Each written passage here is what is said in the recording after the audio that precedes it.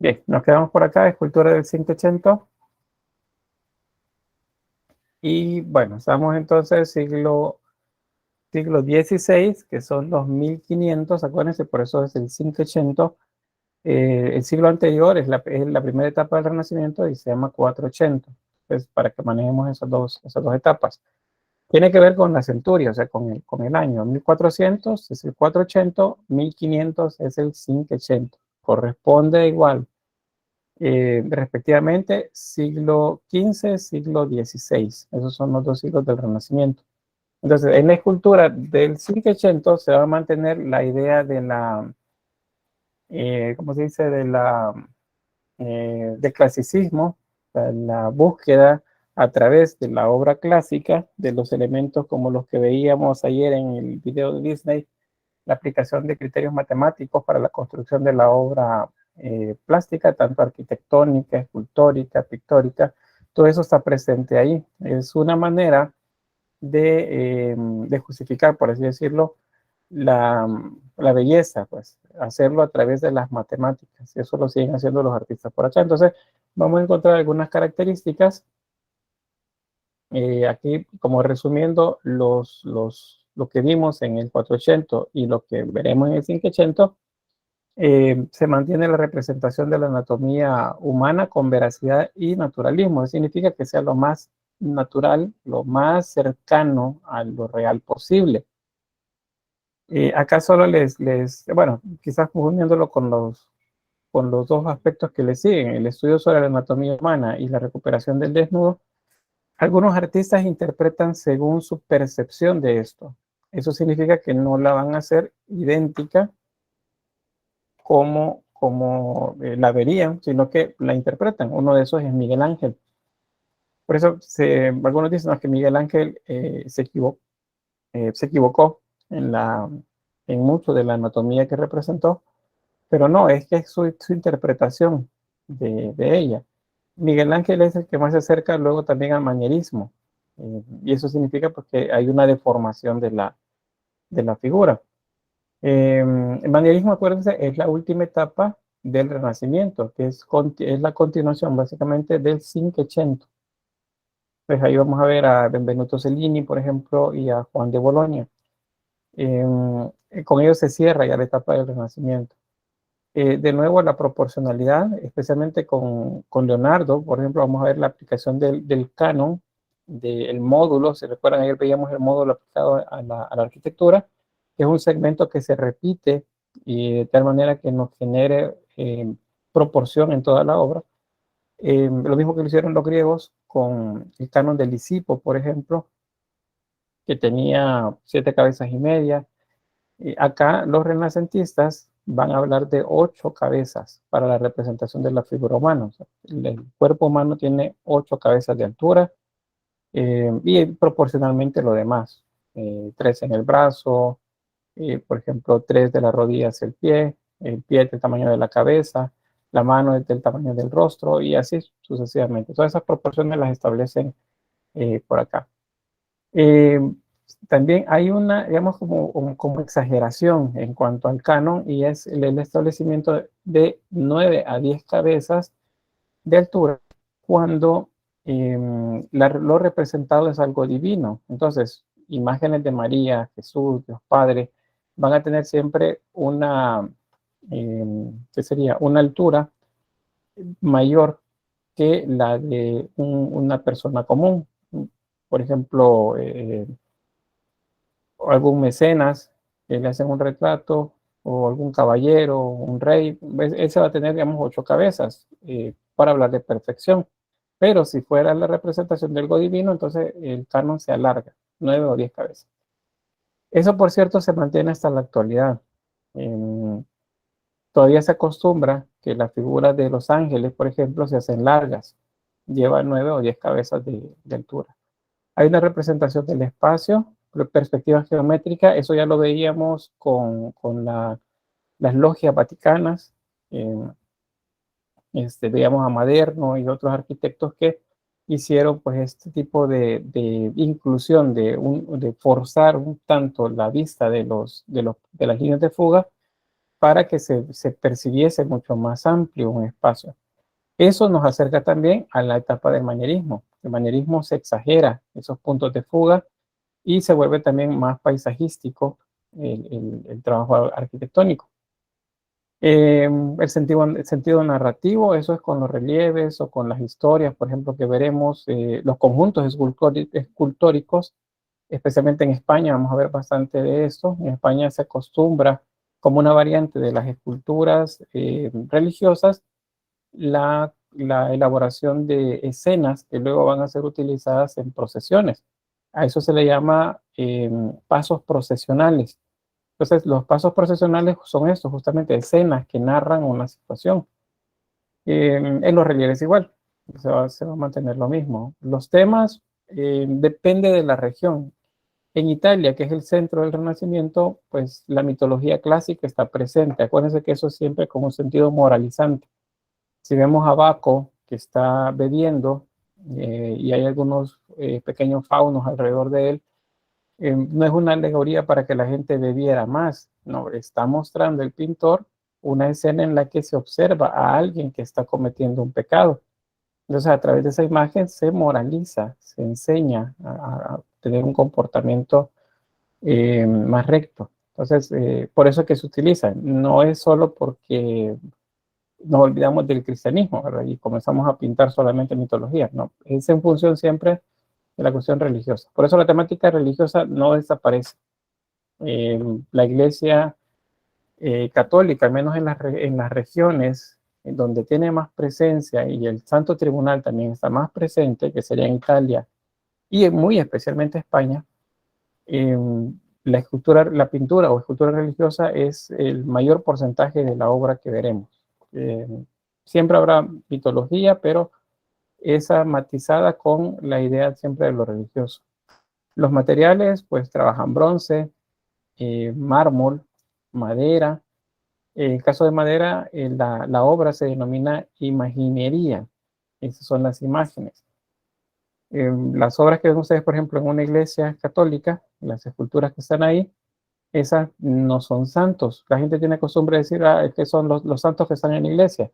Es que los santos que están en el altar, ya sea que sean santos o no, ¿verdad? Me refiero a que pueden ser ángeles, pueden ser imágenes de Cristo o apóstoles, por ejemplo. No se les debe, en el caso nuestro, que nos estamos formando en el área artística, pues no debemos de llamarles santos, son imágenes.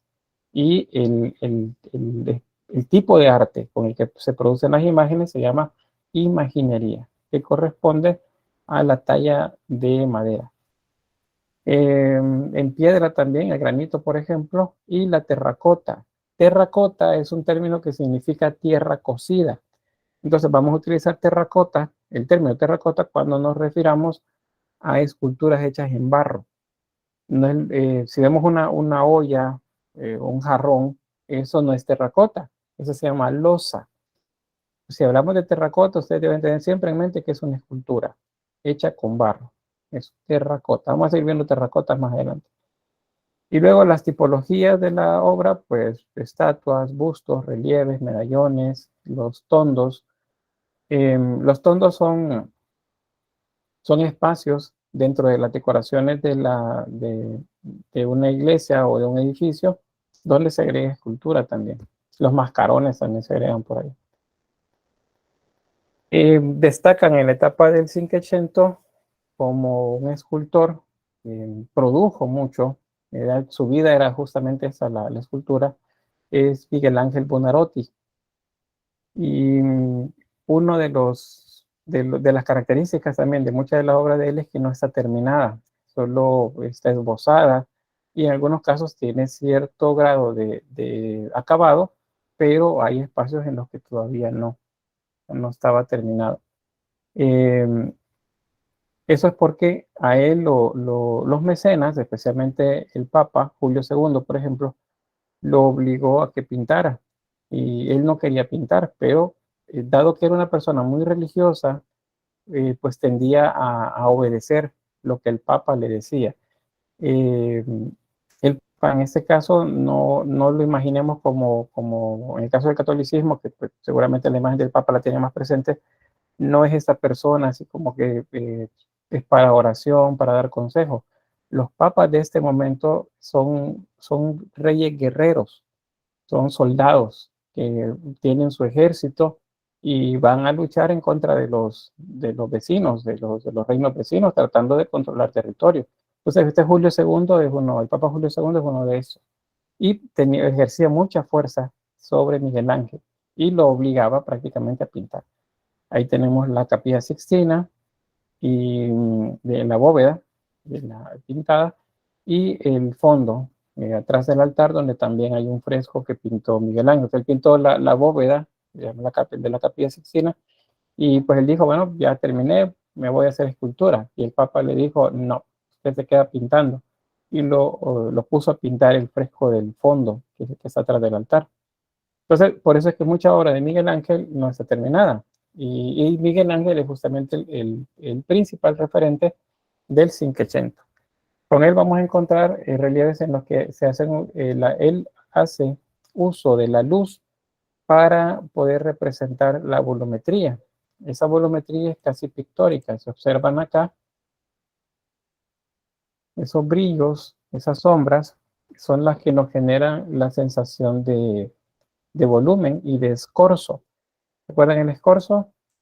Es la perspectiva aplicada a la figura humana. Pues todo eso está por acá. Es bastante referencias al arte clásico, el que él hace. La obra pues nos pareciera muy cercana al periodo helenístico, pero no, es muy, muy, eh, muy naturalista y el tipo de acabado también de la pulimentación que le daba la obra. Sin embargo, habrán cosas en las que uno dice, bueno, aquí algo falló. Si se fijan, la figura del fondo está desproporcionada, no tiene proporción y el escorzo también está mal. Se ve la espalda, pero realmente no se atina a percibir bien el escorzo. Eso, algunos analistas dicen que es porque Miguel Ángel, dado que no tenía tanto tiempo porque lo estaban obligando a pintar, él ponía gente de su taller a que fuera avanzando la obra y él llegaba a hacer corrección y, digamos, a darle su sello a la obra. Entonces, muchos dicen estas obras no las terminó él, sino que lo hicieron sus allegados, sus generales que tenía en el taller o pues aprendices también. Acá tenemos una imagen que refiere a la mitología. Es una imagen de Baco. Baco, acuérdense que es el dios de la vendimia, el dios del vino, y hay un pequeño fauno acá a la par de él. Acá vamos a recordar un poco de la escultura del periodo clásico griego. Hay que recordar cómo se llama esta pose. El peso del cuerpo apoyado en uno de los pies, el otro haciendo flexión. ¿Sí? Contraposto. Muy bien, gracias. También Génesis dice ahí, contraposto, eso es correcto. Es el contraposto. El contraposto es un recurso muy naturalista, muy elegante y dinámico también que hace que las figuras no se vean rígidas. Entonces, acuérdense la fórmula. Si el peso descansa sobre la pierna izquierda, como en este caso, significa que la cadera izquierda se eleva y la cadera derecha baja. Y como una respuesta natural a eso, los hombros también van a cambiar. La cadera, el hombro izquierdo va a bajar y el hombro derecho va a subir. Eso es como si fuera en contrario, ¿verdad? Baja la pierna, la cadera derecha, baja el hombro izquierdo. Sube la cadera izquierda, sube el hombro derecho. O sea, es como en una cruz que se da ese movimiento, es muy elegante. Luego, ¿alguien recuerda para qué servían esas figuras que se colocaban a la par de las esculturas? Que pareciera que no son innecesarias ahí. Compositivamente, digamos que no pareciera que se necesiten ahí, pero la necesidad de colocarlas tiene que ver con algo más. A ver, Génesis dice como cuña, sí, es una cuña, pero esa cuña sirve ¿para qué?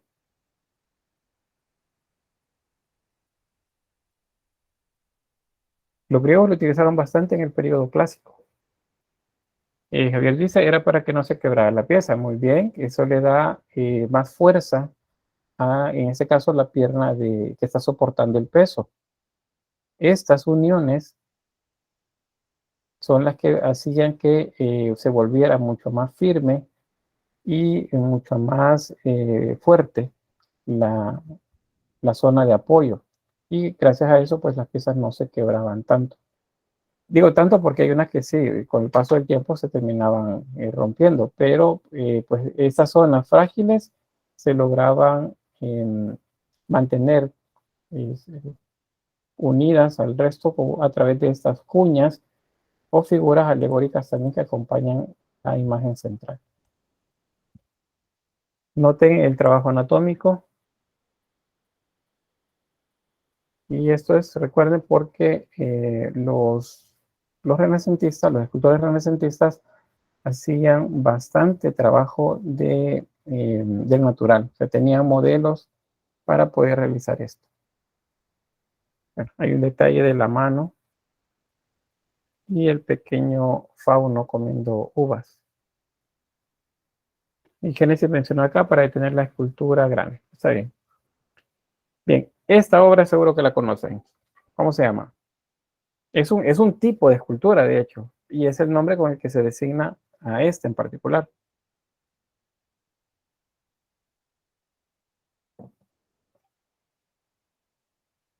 Bien, Marlon, Génesis, dicen la piedad. Eso es correcto. El término, o el nombre más bien, es la piedad, así a secas.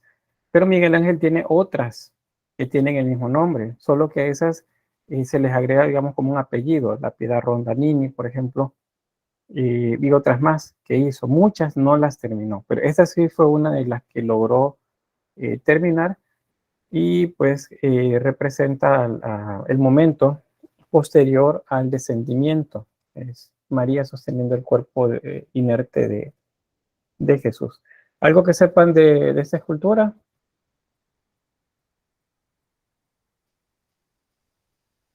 Materiales, símbolos, iconografía.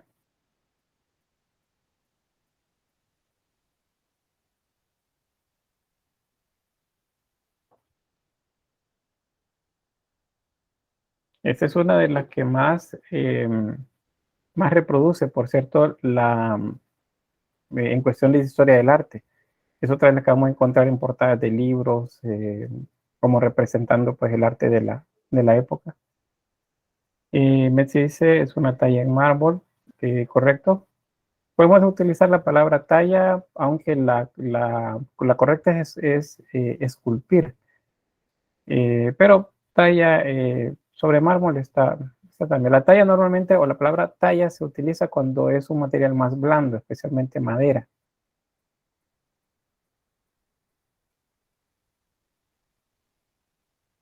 Bien, les explico entonces un poco sobre esto. Bien, primero acá,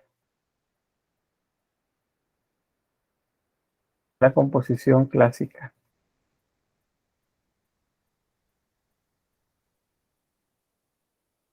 Luego sobre esto.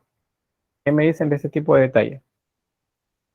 Metzi dice, la piedad de Miguel Ángel representa a la Virgen María sosteniendo el cadáver de Jesús en sus brazos. Sí, ese es justamente.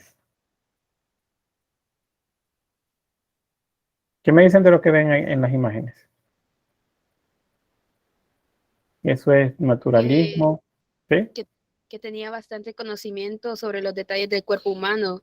Como ejemplo, ahí se le saltaban las venas, o sea, que sabía que en esa postura y por la posición en que había puesto el brazo se iba a saltar esa parte, también los músculos, si se fijas como el movimiento que hay entre ellos o la tensión.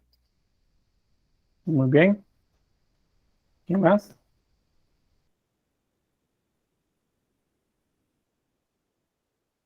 ¿Qué dice exageración del naturalismo? Sí, un poco de exageración. Miguel Ángel es uno de los que exageraban bastante. Por eso Leonardo le dedicó un par bueno, según algunos biógrafos, ¿verdad? Porque no es que mencione el nombre de Miguel Ángel, pero Leonardo escribe que hay que aplicar de manera correcta los conocimientos de anatomía para que los cuerpos no parezcan sacos de patatas. Ese pensamiento, esa línea, muchos historiadores dicen que se la dedicó justamente a Miguel Ángel, porque Miguel Ángel sabía anatomía, pero la exageraba. Pero es que Miguel Ángel se está acercando a la última etapa del Renacimiento, que es el manierismo. Entonces, por eso es que lo hacía, era una interpretación ya muy propia de él. Bien, fíjense que hay algo acá que sí me lo acaba de mencionar la compañera, es acerca, por ejemplo, de la posición de la mano y las venas que se marcan. También me habló de la tensión de los músculos. Ahora vamos a regresar a la imagen anterior y les digo, ¿el cuerpo está vivo o está muerto?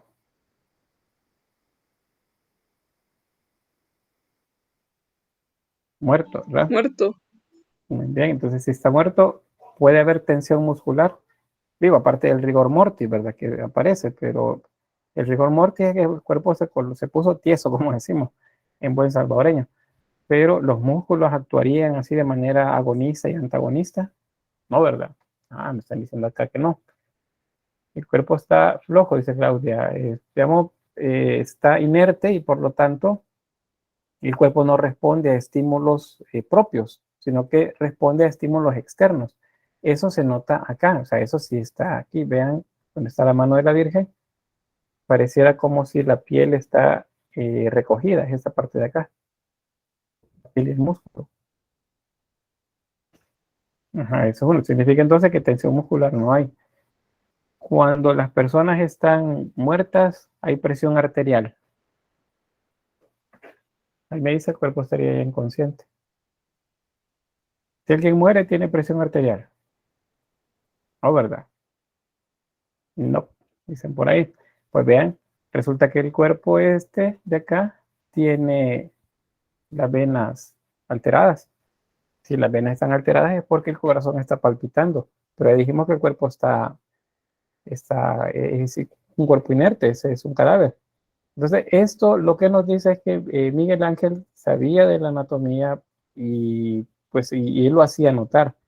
Pero los cuerpos que utilizaba eran cuerpos de personas aún con vida, ¿verdad? Entonces, todos esos detalles los trasladaba luego a la obra. Entonces, quedaron ahí como testimonio de ese conocimiento exacto que tiene, porque vean, hasta la posición de las venas es correcta.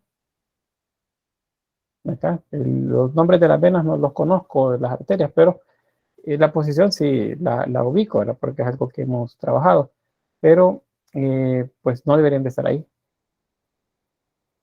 Luego, iconográficamente, la herida en la mano de Cristo, ubicado entre los huesos metacarpianos del dedo índice y del dedo medio. Y qué más, qué más. Y bueno, y los dedos de la Virgen acá, que son los que sostienen el costado de Cristo, están haciendo el gesto del amor universal. ¿Se acuerdan ese gesto que se parece al gesto que hacen los metaleros, ¿verdad? Cuando están en pleno concierto. Solo que el pulgar es extendido. En lenguaje de señas es una manera de decir te quiero. Y bueno, ellos explican ahí cómo es que las letras están representadas en el gesto. Ese es un símbolo universal del amor muy antiguo. Y los cristianos lo retomaron y desde la Edad Media ya se utiliza para la representación de los personajes religiosos. Pero vamos a avanzar. Ahora con estas dos imágenes son los rostros de Cristo y de María. Si María tenía entre 12 y 15 años cuando nació Jesús, porque esa es la edad que tenía, según el Evangelio Apócrifo, acuérdense que eso no está en la Biblia, sino que eso aparece en otros libros. Llamo 12, vamos a poner 15 años. Ella tenía 15 años cuando nació Cristo. Y Cristo pasa por el trance que vemos ahí, que es la crucifixión, cuando tenía 33. ¿cuántos años entonces tenía la Virgen en el momento que Cristo fue crucificado? A eso es matemática, me dicen, eso no lo vemos acá, por eso me salí de, de, de, de química o de ingeniería. ¿Cuánto es? ¿Qué edad tiene María? No, Claudia, no era un zombie. 48 dice Judith. Sí, justamente, es 33 más 15, es 48. También ahí en Génesis dice 48. Pues sí, María debería tener entonces 48 en el momento de la crucifixión, pero vean los rostros que planteó Miguel Ángel. María se ve muy joven, quizá menos de 20 años. Y Jesús se ve como de un hombre ya, un joven, vemos un adulto joven, andaría quizá entre 25 y 35 años por acá.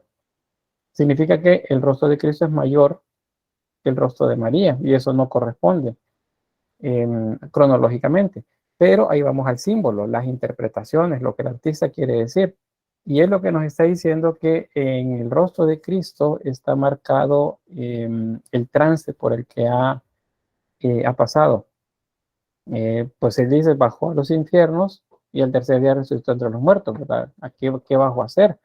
Él cargó con los pecados, dicen los cánticos, lo dice también el texto bíblico, pero especialmente en alabanza, dice, no, él cargó con todos los pecados. Entonces eso para Miguel Ángel lo marca.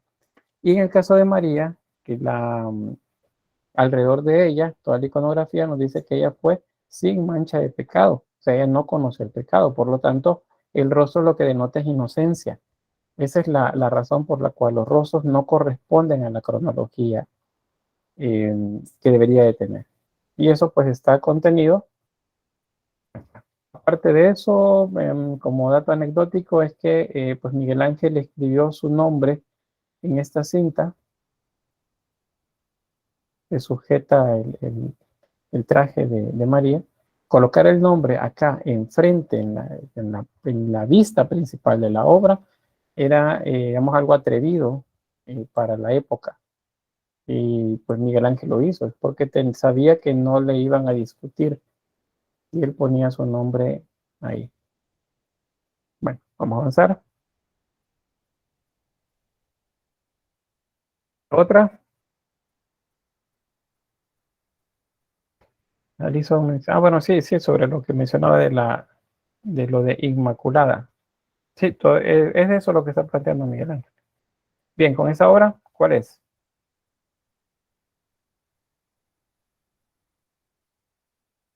Muy bien, Marlon dice el David. Bueno, si tenemos la obra exactamente enfrente de nosotros, dice, bueno, el David de Miguel Ángel, pero siempre pongámosle el apellido, el David de Miguel Ángel, porque acuérdense que hay otros David, eh, hay otros escultores que hicieron también esculturas de David, entonces para diferenciar unas de otras siempre le colocamos como apellido el nombre del autor. Y todas son muy diferentes, por cierto, dependen de la percepción del, del artista. Bien, Alison dice, pensé que era más pequeña. Y pues no, esta obra, y fíjense que eso es digamos, como bastante importante de decir de esta obra, que Miguel Ángel lo hizo de un solo bloque de mármol y mide 6 metros de altura. Eso es tanto como decir casi un edificio de 3 pisos, una casa de 3 pisos, de una sola pieza. Entonces hay algo acá que sucede, que es un dato que no sé si ya conocían, que resulta que si la imagen la vemos de frente, y eso sería a una altura que nos permita tener nuestra línea de horizonte cerca del rostro de él, resulta que la cabeza es grande, entonces no tiene proporción. La cabeza no corresponde al tamaño del cuerpo, está muy grande, pero hay una razón, y esa razón es también parte de lo que motivaba a los griegos para modificar las medidas en la arquitectura, por ejemplo, o en algunas esculturas. Era para corregir efectos visuales. Entonces, hay algo que se intenta corregir acá al hacer la cabeza más grande. Daniela dice que recordó el episodio de Bob Esponja, donde Calamardo hace una escultura de hielo.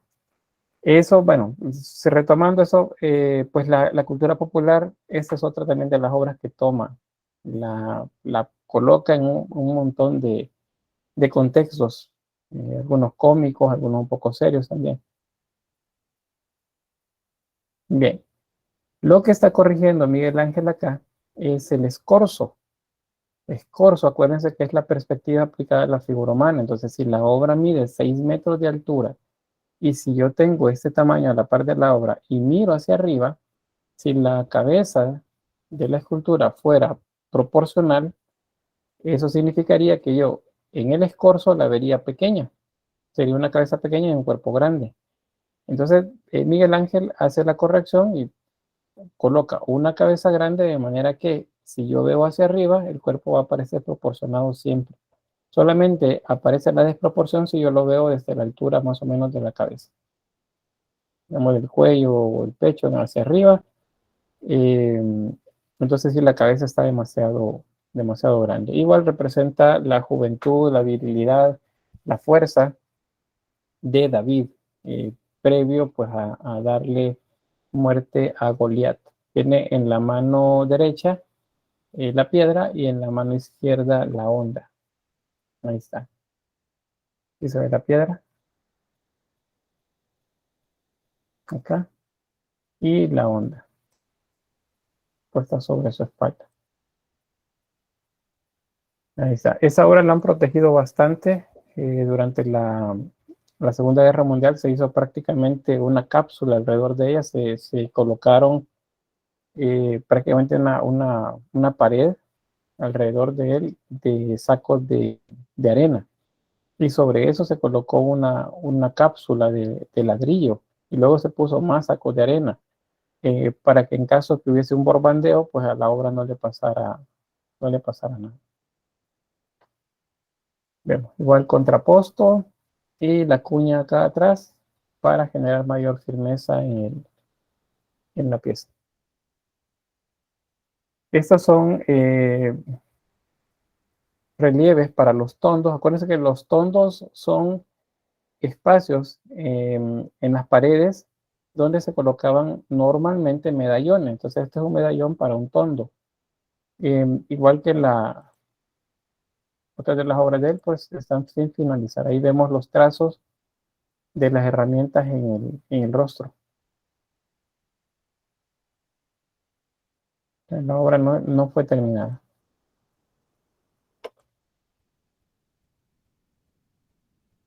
Ahí vemos la composición clásica. Bien, este es uno de los que fue obligado a hacer, casi, aunque no sé si la obligación fuera el término exacto, porque a pesar que él mismo es el mismo mecenas, es el Papa Julio II, es muy probable que Miguel Ángel haya hecho con mayor eh, interés esta obra, porque es escultura. A él lo que no le gusta era pintar, pero hacer escultura sí. Entonces, que es el mausoleo, la tumba de Papa Julio II, pues le dedicó mucho trabajo. Ahí tenemos una representación de María. Estos personajes de los laterales, si no los logro ubicar quiénes son, este que está recostado acá es el Papa Julio II, y vemos a Moisés en la parte inferior. En este también encontramos que hay una composición clásica. Están los cimientos, sería como el banco de esta portada, y el mascarón en la parte superior, ahí se cierra el vértice. Bien, ¿alguna anécdota o algo que sepan, que conozcan de esta obra? Vean, composición clásica.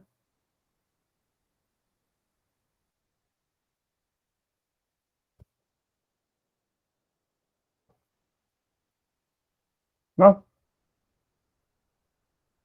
Bueno, hay una anécdota que dice que Miguel Ángel, una vez finalizada la obra de Moisés, lo golpeó con el mazo en la rodilla y le gritó, habla. Era como si la pieza iba a recobrar, iba a tener vida luego del golpe. según él, o sea, según su apreciación, pues la obra había quedado exageradamente naturalista. O sea, solo que, como decimos, solo le hacía falta hablar. Entonces la golpea en la rodilla y dice, habla. Y representa a un muy corpulento Moisés que está sosteniendo los libros, perdón, las tablas de la ley. Sobre la cabeza aparece otra vez el símbolo que ya veíamos en el periodo gótico, los cuernos. Acuérdense que los cuernos son una manera de decir que de su cabeza irradiaban eh, luces, destellos, rayos de luz, como si fueran cuernos, es lo que dice, o lo que se entiende del texto. No es que fueran cuernos, pero así lo entendieron y así lo siguieron haciendo. O sea, una vez hizo el primero, los siguientes lo fueron haciendo de esa forma. Entonces, estas cosas que ven sobre la cabeza, pues no me digan, no, mire que son los cuernos del diablo, eso significa satánico. No, no tiene nada que ver. Es una representación de la luz que irradiaba de su cabeza. Según algunos estudios, pues anatómicamente está bastante exacto la posición de las venas y arterias acá, y esto es una contracción muscular que tiene que ver con un tendón que ayuda a mover los dedos el dedo anular y el meñique de la mano. Dice, este músculo ahí significa que realmente sabía lo que estaba haciendo Miguel Ángel, o sea, tenía mucho conocimiento de anatomía y también tenía pues el acceso a modelos para que le sirvieran como referente.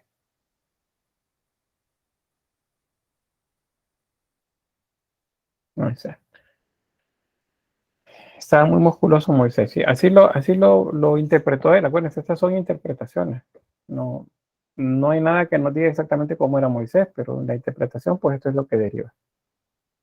Esculturas de esclavos, muchos de estas no se terminaron, estos iban a estar en el sepulcro de Julio II, pero no se terminaron de confeccionar y pues se conservaron de esa forma.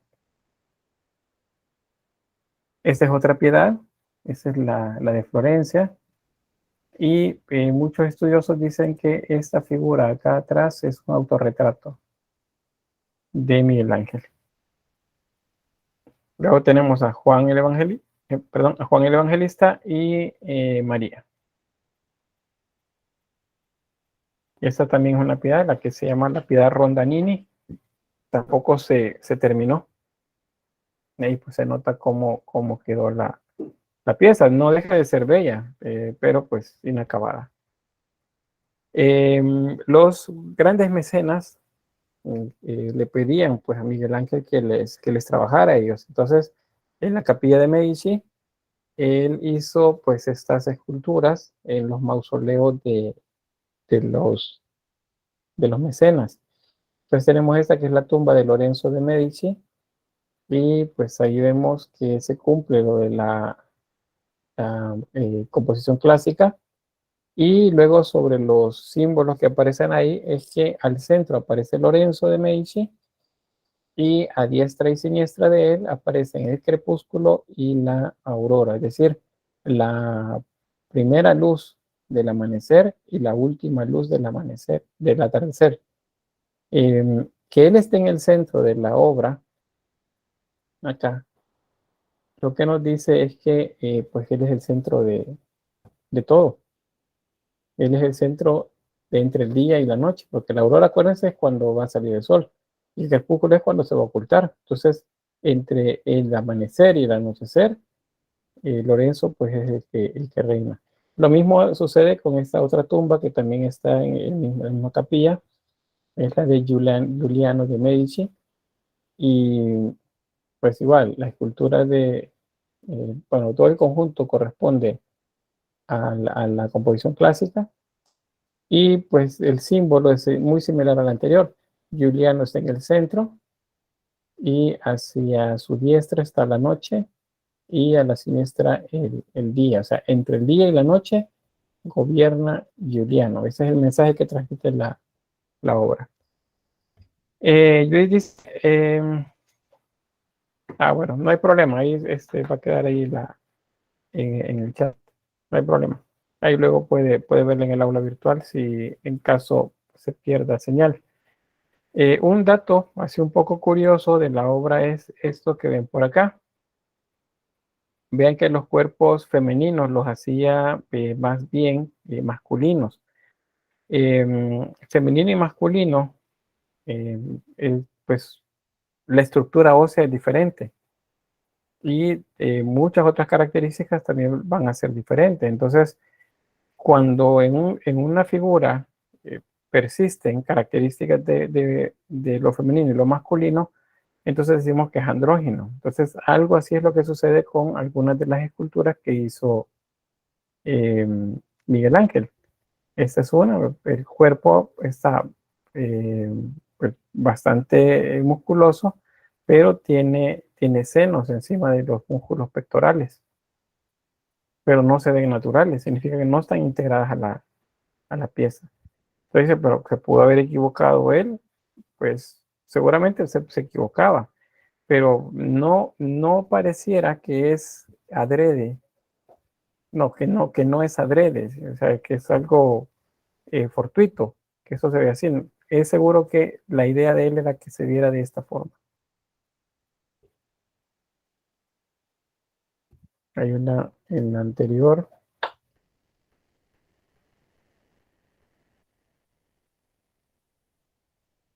Esta, por ejemplo, lo mismo, la figura femenina es bastante musculosa y los senos no están integrados al cuerpo, parecían solo puestos sobre los pectorales.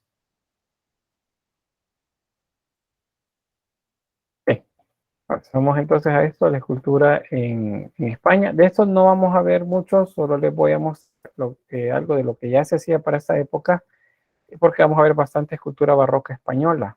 Entonces, solamente les muestro 3 ejemplos en las imágenes que luego siguen. Acá, bueno, aquí les van a quedar datos sobre esto, sobre la escultura en España. Acuérdense que es imaginería, el arte a través del cual se realizan las imágenes. Y esas imágenes son de santos, santas, eh, ángeles, vírgenes, Cristos, Dios Padre, evangelistas. Todos los principales están representados en más de alguna de estas esculturas, ya sean retablos o como esculturas exentas. Bien, le voy a mostrar acá esta. Este es ¿cómo se dice? Es el Cristo yacente, es el que estaba colocado en el sepulcro y los representa una escena. Le voy a mostrar primero para que luego entendamos quiénes están ahí. Acá están los nombres de las personas que están en la escultura, las que están representados.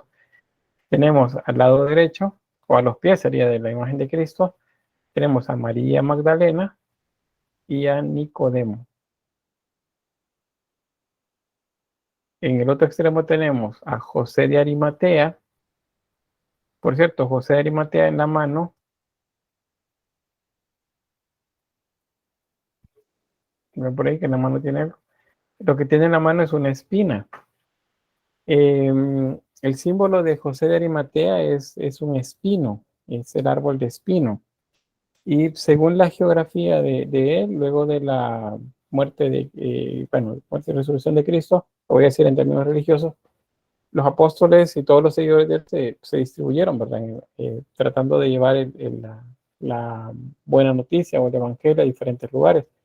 En el caso de José de Arimatea, pues tuvo que huir varias veces para que no lo apretara. Entonces cuentan que él llevaba como manera de callado o de bastón, una, una rama de espino. Y allí había puesto en la punta la corona de la corona que le pusieron a Cristo, la corona del Nazareno, que le ponen en la cabeza a Cristo, la llevaba colgada ahí. Entonces, que una de tantas pone el callado en el suelo, pues se van a dormir. Al día siguiente resulta que de esa vara había crecido un árbol de espino, y la corona pues estaba ahí. Entonces, por eso de José de Arimatea se le vincula con el espino, y él muestra que en la mano una, una espina. Es como si él tocó la cabeza de Cristo y pues había una espina todavía encajada por ahí. Luego, esta que aparece como una santa mujer, esta es María Cleofas. María Cleofas, María Magdalena y María, la hermana de Lázaro, son eh, figuras femeninas que van a estar representadas para el momento de la pasión también. Pues no las menciona todas el texto bíblico, solo dice las mujeres que estaban con María, por ejemplo. Pero la tradición es la que ha colocado el nombre a estos personajes. Entonces, al centro tenemos al apóstol Juan y a la Virgen María que llora desconsolada por el fallecimiento de su hijo. Bien, ¿preguntas?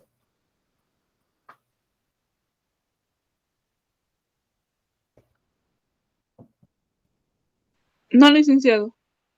Me sí está bien interesante esto. Yo no sabía Bueno, mucho también de estas obras como de Juan de Juno. muy bien. ¿Qué le dice? No. Bueno, Gilma, dale. Bien.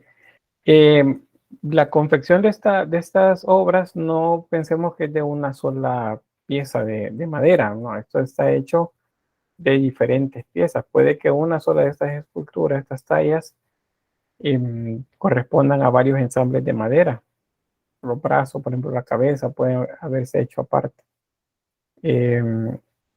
Y eso, bueno, y es en madera porque estas eran las que les decía, se utilizaban como pasos procesionales, o sea, podían ser llevados en una procesión.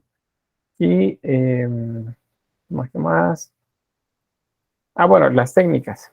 La técnica a través de la cual se le coloca color a la piel se llama encarnado.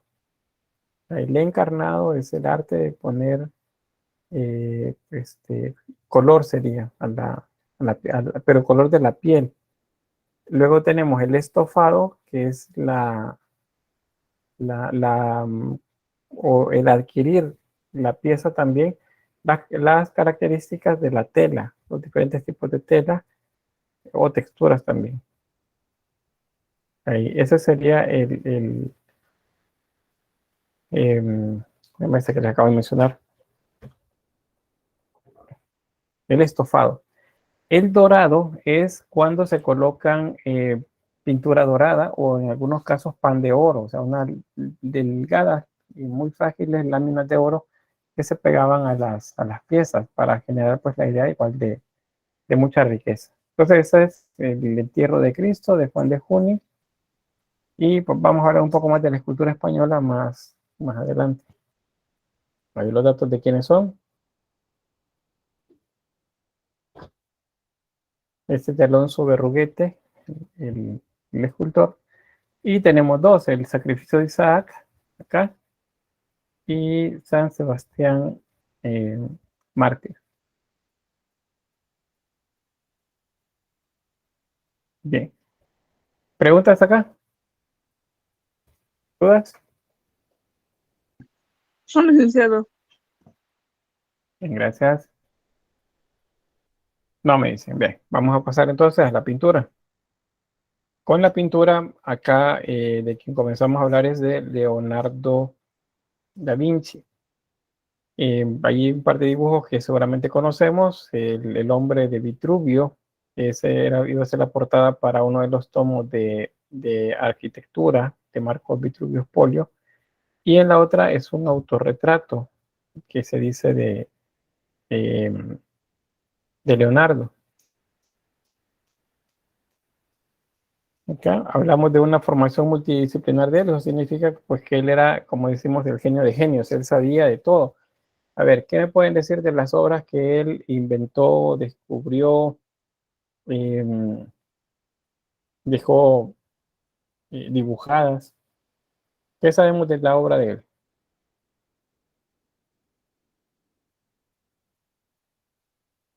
Dígame. Bueno, que Leonardo da Vinci, además de ser un gran pintor, sinceramente se le considera como un gran maestro en casi todos los campos de arte, como en la propia ciencia, que gracias a sus métodos de investigación propios que hizo, el cual desafortunadamente, como encontraba cada vez más, no pudo cumplirlo todo porque su mayor sueño era hacer un libro, pero como cada día aprendía algo nuevo, nunca logró como completarlo. Pero gracias a su ingenio, es una gran inspiración actualmente para poder seguir tomando ese gran espíritu de invención y de reinterpretar todo en ese entorno. Muy bien, gracias. ¿Qué más?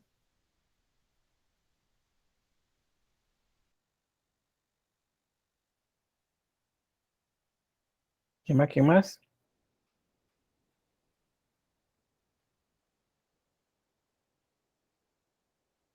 Bien, ¿qué pasa? Pensé que al llegar a Leonardo íbamos a tener más participaciones. Dice acá Marlon que diseñó el paracaídas. Digamos, inventó. Puede ser, la invención implica un diseño, ¿verdad? Pero es como que la invención, porque antes de él no había. Ahora, no se le dice que él es él es un precursor, pero el que inventó propiamente el paracaídas aparece ahí por el siglo XIX, siglo XIX, siglo XX. Diseccionaba el cuerpo para estudiar anatomía, creo. Sí, sí, también eso. ¿Quién me levanta la mano?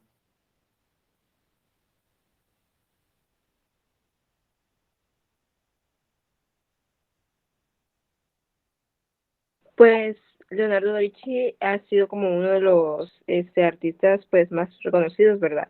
Y ya en el área de la pintura tiene pinturas que cuando, por ejemplo, uno puede en internet y busca las obras más famosas a nivel mundial, este, varias de esas obras son pertenecientes a Leonardo da Vinci, como la de la Última Cena, una que era como retrato de Ginebra, creo que era, y más que uno las reconoce y a veces, muchas veces, sí conoce la imagen, más no conoce que son de Leonardo, pero son muy conocidas en el mundial, como una de las que usted pone aquí en la presentación, que es el hombre vitruviano, creo yo que es el que sale arriba.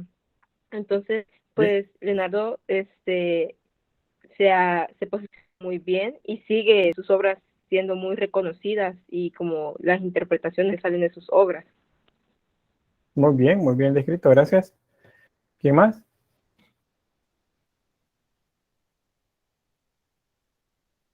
¿No? Vanessa dice el diseño de armas militares. Kenia dice que acá textualmente dice Leonardo da Vinci fue un polímata florentino del Renacimiento italiano. Fue pintor, anatomista, arquitecto, paleontólogo, botánico, escritor, escultor, filósofo, ingeniero, inventor, músico, poeta y urbanista. Y faltó etcétera, etcétera, etcétera. Murió acompañado de Francesco Mezzi, a quien legó sus proyectos, diseños y pinturas. Muy bien, gracias por el dato. Vanessa dice escribía con efectos de espejo. Sí, él tendía a hacer eso porque al estar en estados religiosos, pues corría el riesgo que le pusieran como un poco de atención al trabajo de él y lo podían pues descalificar y podía estar preso. Y de hecho él tuvo un par de ocasiones en las que estuvo en tribunales por cuestiones de las que se le acusaban. Entonces, pues él hacía algún tipo de escritura a manera de código para poder ocultar información de la que hacía. Pues bien, esos datos que ustedes me mencionan por ahí son correctos. Voy a mostrarles algo por acá. Les voy a presentar un momento y vamos a ver algo por aquí.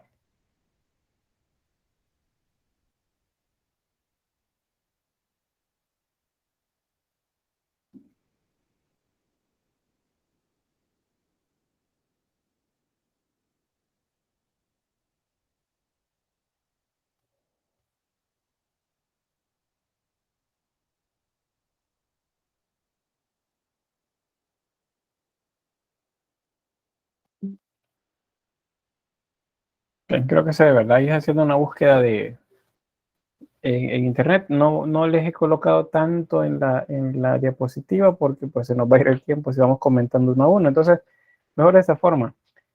Pues acá hay varios de los que se le adjudican a él como precursores de algunos elementos, por ejemplo, este aparato volador, que es muy similar a la Delta que ahora conocemos, esos que son más bien planeadores.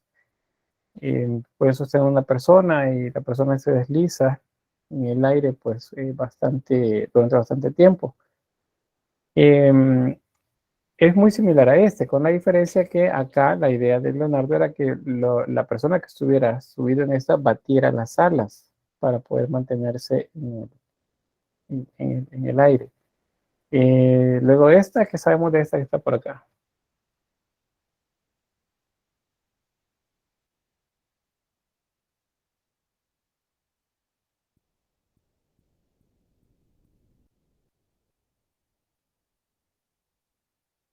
No les creo que nada. Bueno, este es un que sería carro blindado, iba a decir un tanque, pero un carro blindado es más certero. Tenía dentro de él, acá, una estructura que le permitía moverse en un terreno de batalla, por ejemplo. Y la forma, como lo ven acá, era porque pues se podía a través de las paredes proyectar o disparar hacia afuera. Es decir, este vehículo podía pasar en medio de un batallón, de un ejército, y pues iban a haber pocos daños hacia adentro, las personas que operaban las máquinas que estaban dentro. Algunos dicen también la bicicleta, o al menos un vehículo de ruedas. El helicóptero también se dice, esa es una forma con hélices que ayudaban, pues, según el diseño de él, a flotar. ¿Qué más? ¿Qué más? Bueno, el submarino, el traje de buzo como a manera de escafandra, también es de él, se le asigna a él, pues, como un precursor del invento. Ahora, una de las cosas que mencionaban ahí en lo que me escribí en el chat, es que Leonardo hacía diseños de armas. Pues es cierto, y las vendía a los mecenas que estaban en- en discusión, ¿verdad? En litigio. Les colocaba, o él colocaba más bien, a uno de ellos su trabajo, su ingenio, y si él aceptaba, pues ahí le trabajaban. Pero si el de Florencia le decía que no, pues entonces él se iba a Venecia a vender los diseños. Pero si era lo contrario, un mecenas le aceptaba lo que él pedía, pues él se esforzaba porque el mecenas le siguiera comprando más. Entonces, él no trabajaba para un bando, por así decirlo, trabajaba para todo el que pudiera pagarle su ingenio. Entonces, el submarino, en este caso, era un invento específicamente para los enemigos de Venecia, porque era la idea, igual los trajes de buzo, la idea era que caminaran bajo el agua y pudieran dañar el casco de los barcos antes de la batalla.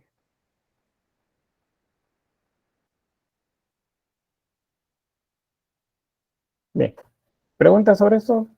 Estamos claros, la claridad.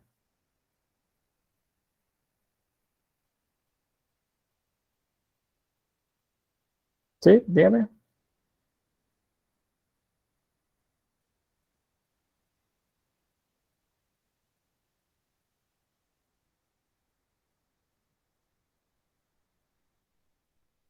Ajá.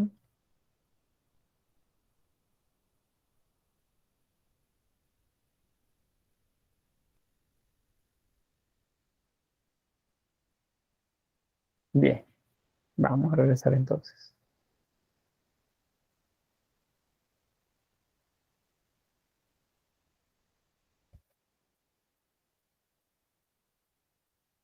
Bien, entonces eso explicaría las imágenes que les estoy mostrando por acá. Vamos a avanzar. Esta es una de las obras, de las primeras obras en las que se dice que Leonardo trabajó. Él no hizo toda la obra. Por eso es que pues no aparece como un autor, sino que quien aparece como autor de la obra, que es el bautismo de Cristo, es Verrocchio. Verrocchio era maestro de Leonardo. Y pues en esta obra Leonardo trabajó algunos elementos, era como para irse ganando ¿cómo se dice? La credibilidad, ¿verdad? De las personas. Entonces, Leonardo acá lo que pintó de esta obra es esos personajes de acá. Estos. Y de toda la obra, eso es lo que más llamó la atención.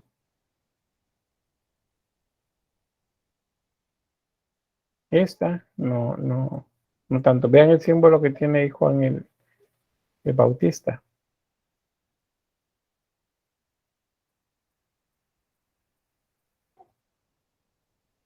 Bien.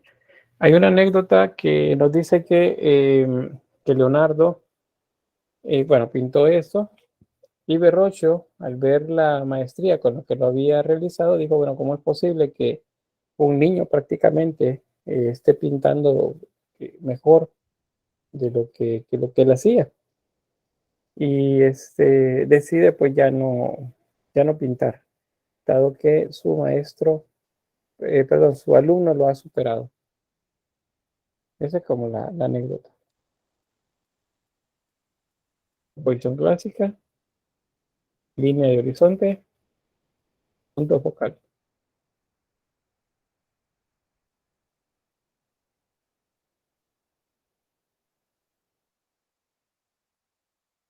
Ahí están.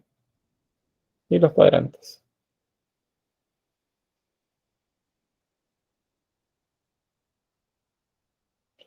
Esa es la anunciación de Leonardo. Acuérdense que el ciclo mariano es bastante importante también acá como un tema religioso, y principalmente el de la anunciación, el del ángel Gabriel, arcángel Gabriel, llevando el mensaje que está embarazada. Vean que la pintura está hecha en dos segmentos, como dos escenas, ahí, y hay un paisaje profundo de fondo. Leonardo decía que unos tratados de pintura, que el cielo, el aire, era de color azul, y que dependía de la cantidad de aire que hay entre un objeto y el observador, así sería el tipo de azul que lleva las imágenes del fondo, en este caso las montañas. O sea, según él, el aire era azul, digamos celeste. Mientras más aire hubiera, más celeste debería verse todo, más azul. Entonces, así es como él comienza a trabajar esos fondos bastante profundos, utilizando también la perspectiva. Esas es como las explicaciones, pues no son científicas, pero trataban de darle bastante razonamiento, de manera que parecieran pues como que muy lógicas. Y bueno, ahí tenemos los dos segmentos de la obra, la llamada Anunciación.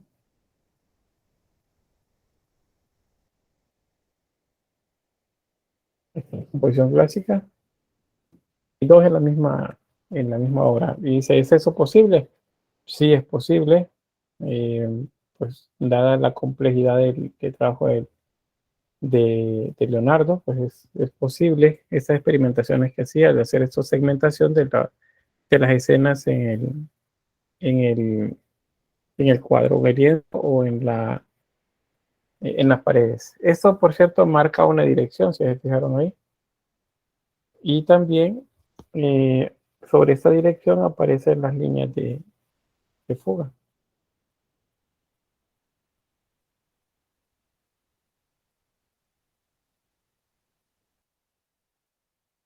Punto focal, los cuadrantes, punto de fuga, perdón, el cuadro amarillo.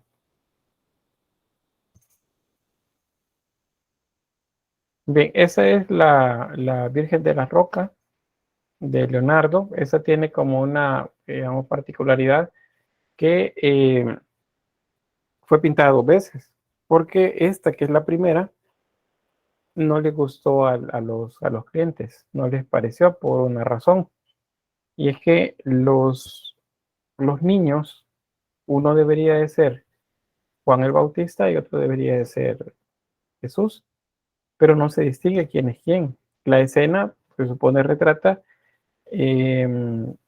María, que se ha quedado como reposando o descansando en una gruta mientras van camino a Egipto, huyendo del daño que le quieren hacer al niño en Jerusalén.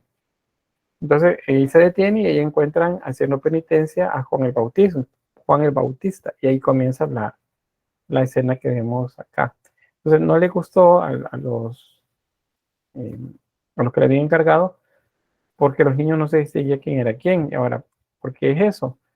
Porque Leonardo tenía como un tipo de atención, de interés alrededor de la figura de Juan el Bautista. Entonces coloca símbolos que aluden a él en la obra. Aquí, por ejemplo, que no les pareciera, pero la mano de la Virgen ahí está haciendo un símbolo. Hay más detalle.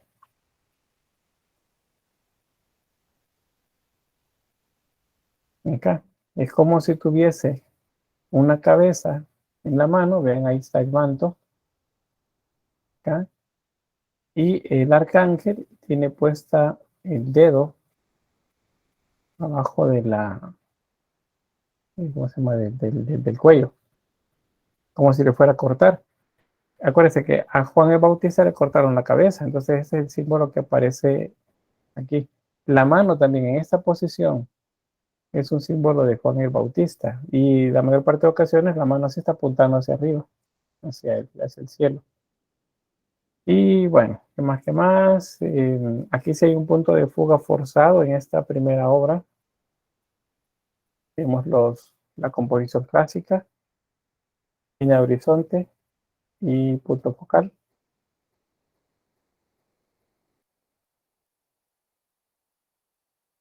Ahí está.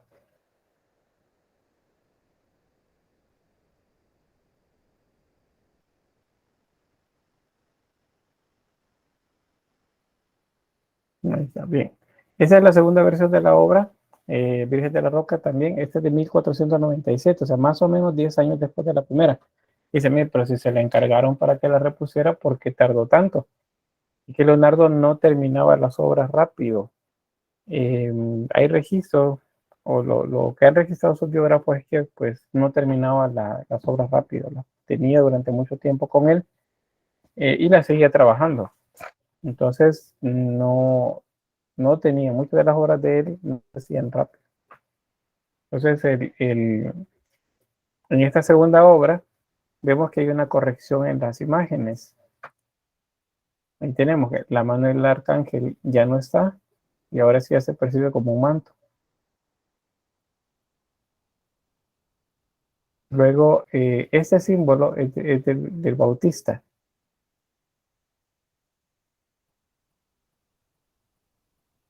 Ahí está. Bueno, los colores son un tanto diferentes también, ya no hay tanto énfasis. Aquí había, este es como un pozo. La sensación de agua, la percepción de agua se ve mejor en el primero. Y pues eso, como detalle de la obra. Bien, es bien diferente a la anterior.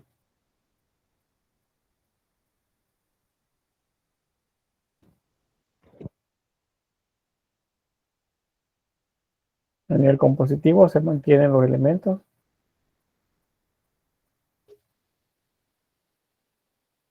Ahí está. Fines de fuga y punto de fuga.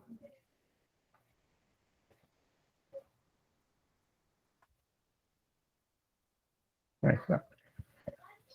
Bien, vamos a avanzar. Ahí están las dos obras, vean la comparación. ¿Son diferentes? ¿Sí o no?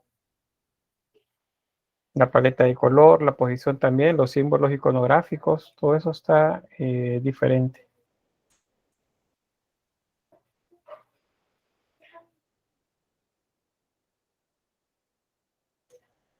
Muy diferente. Bueno, vamos. La última cena, ¿de esta qué me saben decir?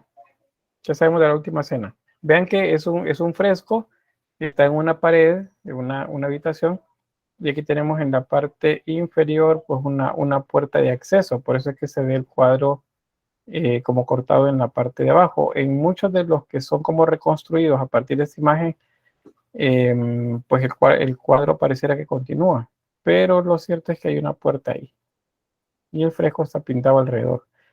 La, la pintura de esta pieza pues se deterioró bastante, y eso es porque como Leonardo era un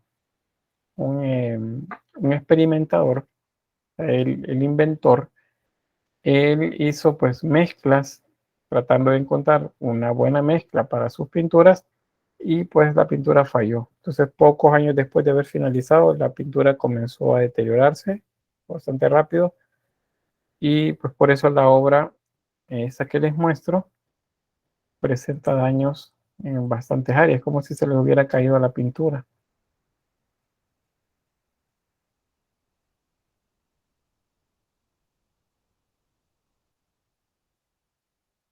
Ahí está bien. ¿Qué sabemos de esa obra?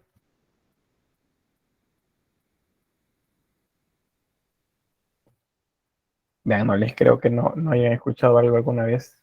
La última cena. Yo, por lo menos alguien la tiene de toalla en la casa. Hay un montón, hay toallas, hay manteles, hay cuadros, hay relieves, todos alrededor del tema de la última cena. Brian dice: desaprovecharon el espacio de la mesa, porque todos están hacia atrás y hay mucho espacio vacío hacia adelante. No sé si es por eso. Yo he visto películas, dice, hasta en microbuses también. En todas partes está repetida la pintura. Dice: mi abuela tenía una foto en la cocina y un marco con esa pintura. Es decir, este es bien popular. La última cena es bien popular. Es uno de los ciclos que están también alrededor de la pasión de Cristo. Es el momento previo a la captura, las escenas la oración del huerto. Eso es previo a eso. Y luego viene la captura o el prendimiento, como se le llama a esa escena, y luego pues la pasión como tal. ¿Dónde fue pintada la última cena? El dato del monasterio no lo tengo en este momento, pero es un monasterio en, en Italia. Dice: están Jesús, 12 apóstoles, María Magdalena al lado de Jesús. Bueno, 12 apóstoles más Jesús y María Magdalena son 13, 14 personas, pero aquí solo hay 13. Si contamos las cabezas acá, solamente hay 13. Dice: ¿es Jesús con todos los apóstoles? Pregunta Alison. Sí. Esta imagen representa a Jesús en el momento de la última cena, cuando se parte el pan, se comparte el vino. Y de hecho, el momento que representa exacto es cuando dice: esta noche uno de ustedes va a traicionar. Entonces, si se fijan, el movimiento en la mesa, el tumulto, el escándalo que se produce, todos comienzan a señalarse a sí mismos, como diciendo: seré yo. Acuérdense que eso es lo que dice Pedro: seré yo, Señor. Y él le dice: es aquel que moja conmigo el pan y mete la mano en el vino, en el momento que Judas estaba metiendo la mano también en el vino. Judas, por cierto, es este que está acá. En su mano tiene una bolsa con monedas. Ese es el símbolo que lo identifica. Luego tenemos a los otros apóstoles, en un momento del desconcierto, preguntando, como, bueno, escucharon lo que dijeron, vieron lo que dijo. Damos frases como esa.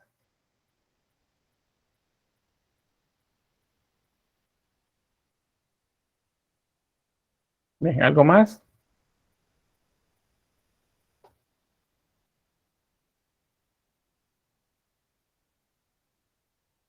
No. Bueno, uno de lo que siempre se habla, de lo que se habla siempre sobre la obra de Leonardo, es que agregó muchos códigos en las pinturas. Entonces, acá se dice que están las claves para entender el Santo Grial. ¿Y el Santo Grial qué es?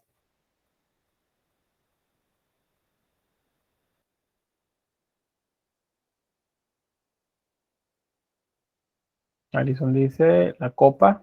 ¿Cuál copa?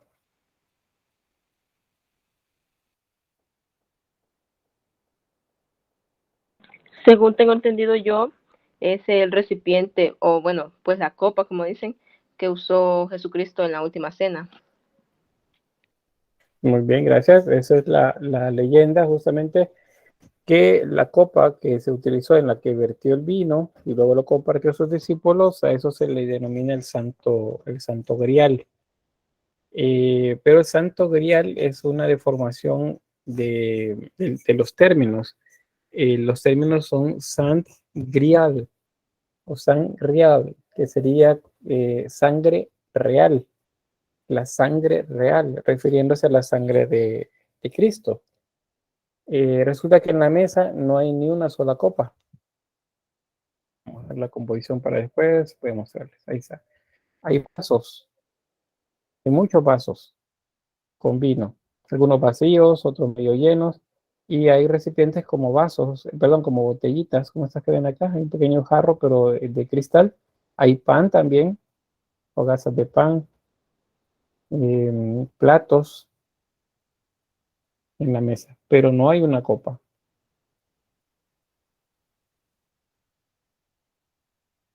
El Hijo de Jesús, dice Alison.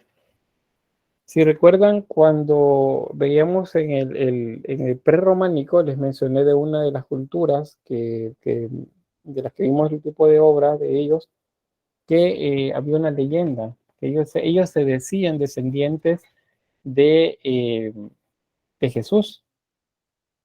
¿Cuál cultura era?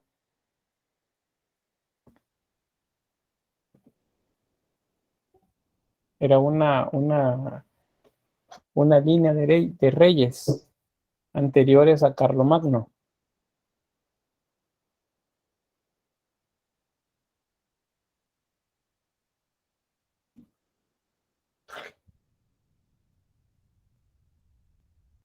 Los reyes merovingios. Ahí está, se me olvidó, dice Génesis. Los apuntes. Bien, los reyes merovingios son los que se decían descendientes de sangre de Cristo, porque según ellos, Jesús y María Magdalena habían tenido una hija. Esta hija es Sara, es la hija de Jesús y de María Magdalena, y a partir de ella se había generado una línea de sangre, que era una sangre pura, una sangre real, un san grial, que también las leyendas dicen que fue ese secreto el que descubrieron los caballeros templarios, y eso fue lo que los convirtió en una orden religiosa muy poderosa en Europa. Los caballeros templarios se volvieron muy poderosos. De hecho, el sistema de bancos, por ejemplo, nace también con muchos de ellos, de los caballeros templarios. Por eso que se volvieron peligrosos para la monarquía, y un rey francés los mandó a matar a todos los que habían, para tratar de eliminarlos, tanto por lo que sabían como por lo que hacían, que ahora los reyes les debían a ellos, y por no pagarles, pues los mandó a matar. Entonces, ahí van las leyendas. Ahí no les puedo decir, miren, esos son los evangelios apócrifos, porque simplemente no está.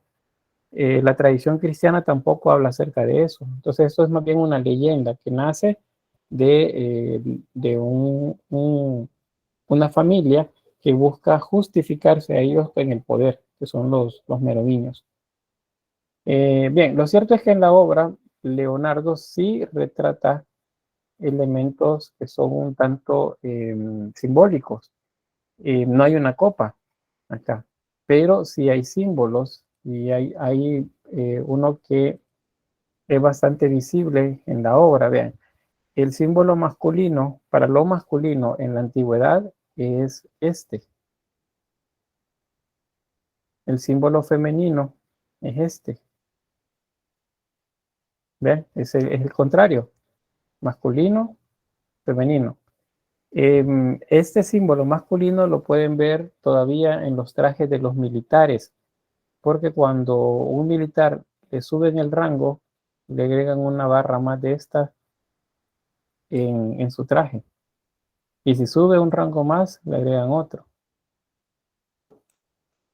Entonces, este es el símbolo de lo masculino. Este es el símbolo de lo femenino. Entonces, ese símbolo está acá.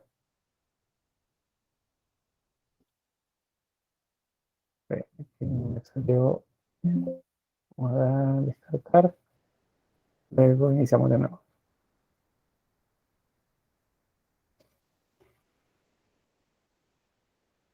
Acá, sí.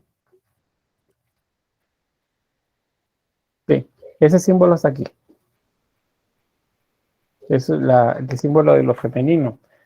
Y ahí es donde dicen, bueno, entonces la figura que está a la par de Jesús, que es lo que no me han mencionado, ¿es hombre o es mujer en la pintura? Este de acá. Resulta que es femenino. A lo mejor nunca nos habíamos fijado, ¿verdad? Pero resulta que este personaje que se supone en la escena representa a Juan el Evangelista, el discípulo amado, el más joven de los apóstoles, resulta que es una mujer. Es un rostro femenino y tiene una pose más bien femenina, no masculina. Aparte, si esto es un símbolo, bueno, en el caso hablamos de contrario, de lo masculino y lo femenino, y si yo trazara acá una continuidad de línea, estaría obteniendo el contrario de esto que vemos acá, lo masculino y lo femenino, un equilibrio acá. De hecho, la figura de Cristo, vean que tiene el traje rojo y el manto azul, y la figura de la par tiene el traje azul y el manto rojo, o sea, están al contrario. Entonces eso es lo que habla de complementos aquí. Según el Evangelio, los Evangelios apócrifos y alguno de lo que menciona los canónicos acerca de Pedro, era que pues él era uno de los que se quejaban sobre la cercanía de María de Magdalo a Jesús. Entonces, en la escena, Leonardo lo representa colocando la mano en forma como de cuchilla en el cuello del personaje que sería María de Magdalo. Acá es cortar la cabeza. Y en el lado contrario, atrás de la figura de Judas y por el brazo de Pedro, hay una mano que sale de atrás con un cuchillo en la mano. Según dice, bueno, no, pero es que es la mano de Pedro. Pero fíjense que si ustedes agarran un cuchillo y lo ponen en esa posición, nunca podrían doblar la mano de esa forma. Eso significa que esta mano no corresponde a Pedro. Es una mano que sale de atrás. Una mano extra en toda la pintura. Entonces, bueno, pero ¿y por qué hizo eso Leonardo? Pues él tenía sus propios intereses en cuanto a la representación de lo sagrado. Y él conocía acerca de lo que venía como tradición o de las leyendas también. Entonces, él coloca símbolos en la pintura por eso, justamente.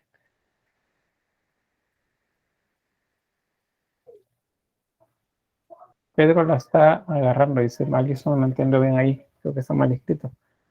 Pero bien, entonces esos son algunos de los símbolos que aparecen acá. Hay una anécdota también alrededor de esta obra y está referida bueno, antes la composición clásica, los grupos que generan equilibrio en la obra, las líneas de fuga, el punto focal y la línea y el punto de fuga están ubicados justamente al centro. Es decir, toda la obra nos lleva a observar al centro, que es donde está la figura de Cristo. Y luego, bueno, la anécdota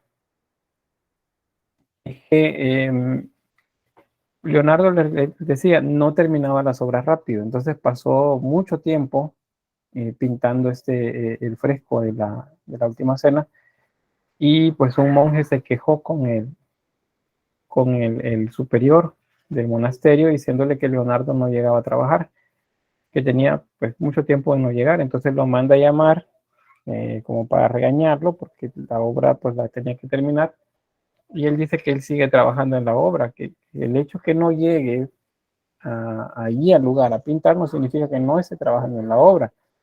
Él dice, anda buscando en los lugares peligrosos, dice, o decía, un rostro que represente la maldad y colocarlo en el rostro de Judas. pero que si urgía tanto que terminara la obra, pues entonces él iba a colocar el retrato del monje que lo había acusado para terminar la obra rápido. Entonces, según esa anécdota, no se sabe si el rostro que vemos de Judas acá es el del monje, o al final pues logró encontrar el rostro pues adecuado para representar la maldad en Judas. Bien, luego tenemos otra más. Bueno, Alison decía acá que se ve como que Pedro está agarrando esa mano que sale con el cuchillo, algo así. Así parece. Pero si ustedes intentan hacer eso, van a ver que la mano no se puede doblar en esa posición. Bien, tenemos acá un retrato. A Leonardo le encargaban muchos retratos, damas de las cortes de los reyes, y esta es la denominada dama del armiño. Está sosteniendo a un armiño, acá, como si fuese una mascota. Y pues acá es donde ya se comienza a ver el tipo de rostro que Leonardo desarrolla en cuanto a lo femenino, que son labios muy delgados, ojos grandes, muy expresivos, cuellos largos, hombros caídos. Eso es como el modelo de figura femenina que trabaja él. Hay bastante énfasis en algunos detalles, en este caso la mano. Esta mano se ve como delgada. Y mucho énfasis también en el detalle de la piel del armiño. La luz es lateral y eso permite como agregar bastante atención al lado derecho, a los cuadrantes derechos de la imagen. Acá, contrario a los del lado izquierdo, que son más oscuros. Entonces, ahí vemos composición clásica, punto focal. Y ahí está el trabajo en los cuadrantes. Puntos de fuga, líneas de fuga, no hay, porque es un retrato. Los puntos de fuga y las líneas de fuga no siempre aparecen, o sea, no siempre están ahí. Acuérdense de eso, porque no podemos forzar tampoco y decir, no, ahí hay un punto de fuga, porque no es así, no funciona de esa forma. Si pues el fondo es oscuro, no hay con qué tomar referencia y sacar las medidas de la profundidad. Bien, otro más de esos que son un tanto curiosas. Bueno, a nivel técnico, el énfasis en el detalle. Vean acá, el tema es Santa Ana, la Virgen y el Niño. Tenemos a Santa Ana acá, que es la abuela de Jesús. María, sentada en las piernas de Santa Ana, como jugando. Y el niño, que debería ser el niño Jesús, está tratando de, pues, cortarle la cabeza a un cordero. Entonces en esta otra también aparece otra vez el símbolo de cortar la cabeza. Acá. Entonces dice, bueno, el niño entonces es Juan el Bautista, que lo está poniendo Leonardo por sobre la idea de Cristo.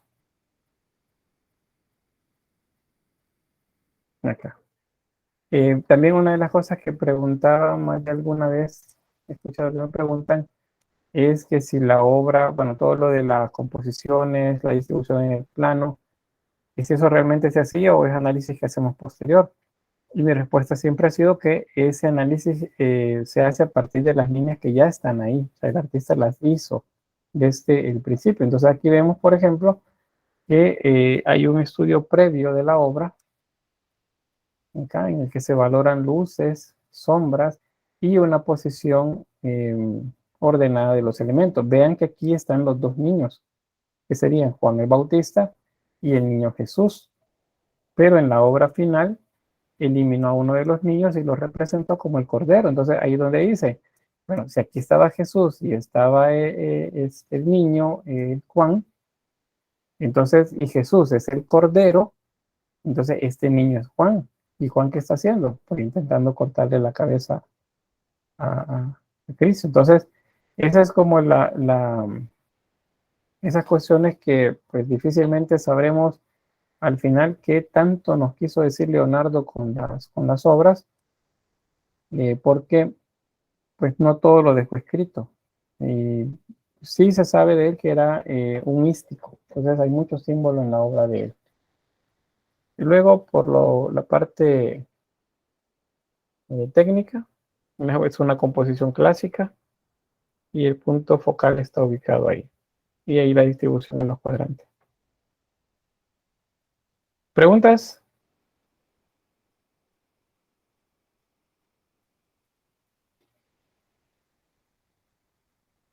¿No?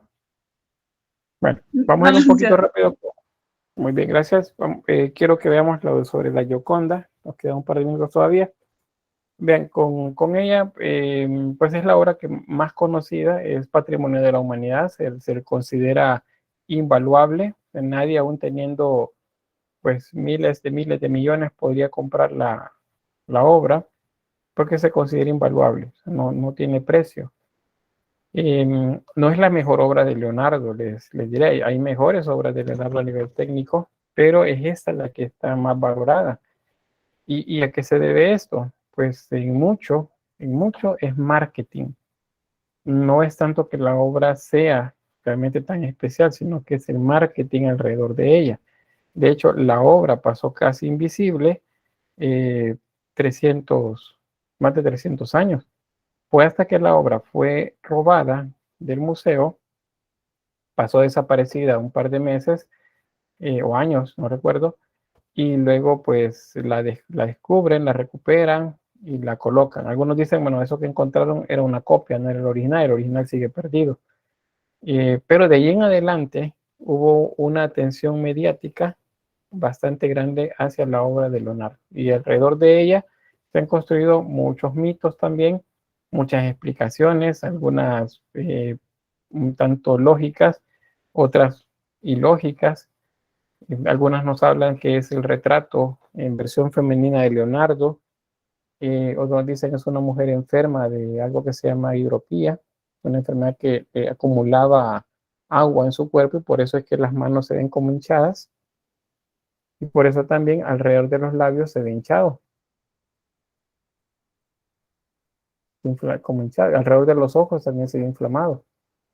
Otros dicen, no, lo que pasa es que no la terminó, entonces hizo falta aplicar un par de sombras y subsombras por ahí. Y así, no sé si han escuchado ustedes alguna historia alrededor de la imagen de la Gioconda. La Gioconda es porque pues se dice que es la esposa del conde del Giocondo, o ella es la condesa del Giocondo, entonces es la Gioconda, que es la esposa de Giocondo. También pueden encontrarla como la Mona Lisa o Mona Lisa. Mona es una contracción de la palabra Madonna. Madonna significa dama. Lisa es el lugar de donde era oriunda esta dama. Entonces es la dama de Lisa o la Mona Lisa. Ese es el nombre con que se le conoce también. ¿Alguien que quiera compartir algo que conozca?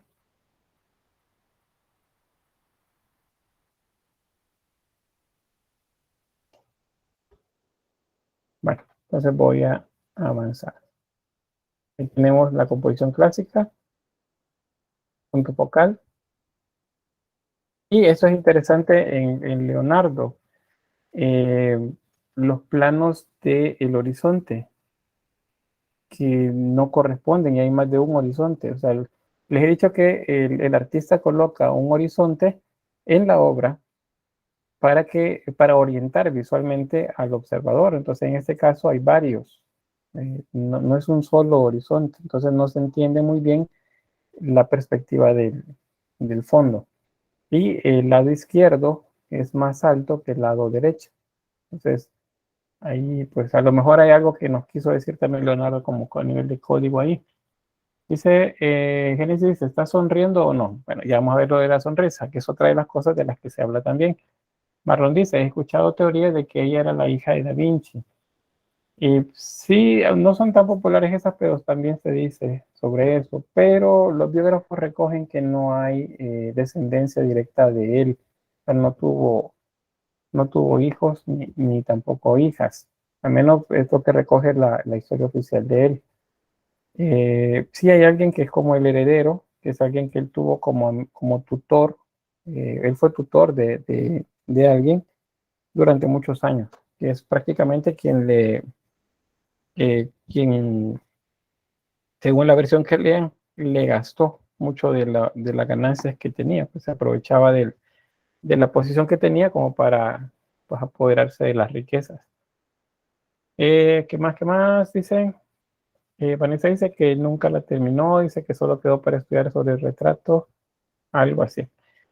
Pues bien, hay muchas historias, tenemos los cuadrantes, y acá les voy a explicar una de las más, que es una explicación que se da a partir de un estudio que se hizo hace como unos 10 o 12 años más o menos, que es un estudio de óptica.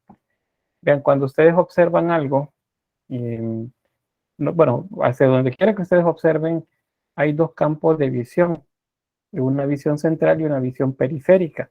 La visión central es la que enfocamos. Por ejemplo, si ustedes están viendo su celular ahorita o la pantalla de la computadora, digamos, la pantalla que estén viendo, ustedes tienen su visión central dedicada a la pantalla y su visión periférica está sobre lo que está alrededor, cualquier cosa que hubiera alrededor de la computadora, de la tablet o del celular. Entonces, eso que no están enfocando, que solo ven como referencia, es lo que se llama visión periférica. Entonces, si ustedes usan su visión central para observar el rostro de la Gioconda, es decir, ustedes observan los ojos con su visión central, entonces todo el resto del rostro está desenfocado porque lo están viendo con su visión periférica. Entonces, al hacer eso, ustedes alcanzan a ver todavía parte de lo que está alrededor. No se ve a detalle, pero ahí está. Entonces, si vemos los ojos, la sonrisa se ve más amplia. Pero si ven la sonrisa, si ustedes bajan su visión central hacia los labios, van a ver que la sonrisa amplia desaparece y solo hay una sonrisa como muy suave. Entonces, a eso se le llama, o le llamaron en ese estudio, la sonrisa inalcanzable, porque la sonrisa no puede verse de una sola vez. O más bien no se percibe porque desaparece. En el momento que ustedes observan los labios, la sonrisa desaparece, pero vuelve a aparecer cuando observan los ojos. ¿Qué fue lo que sucedió acá? Pues se cree que Leonardo utilizó eso como un recurso para pintar, es decir, que mientras observaba los ojos, estaba pintando eh, la, la boca, la sonrisa, o estaba haciendo retoques en la boca, de manera que se percibe solamente si vemos los ojos. Y eso explicaría, al menos eso explicaba en ese estudio que hicieron, cuál es el misterio alrededor de la sonrisa de la Gioconda. Resulta que no solamente lo hizo con esta pintura, sino que hay como 3 pinturas más que son retratos femeninos en los que también aparece el mismo efecto.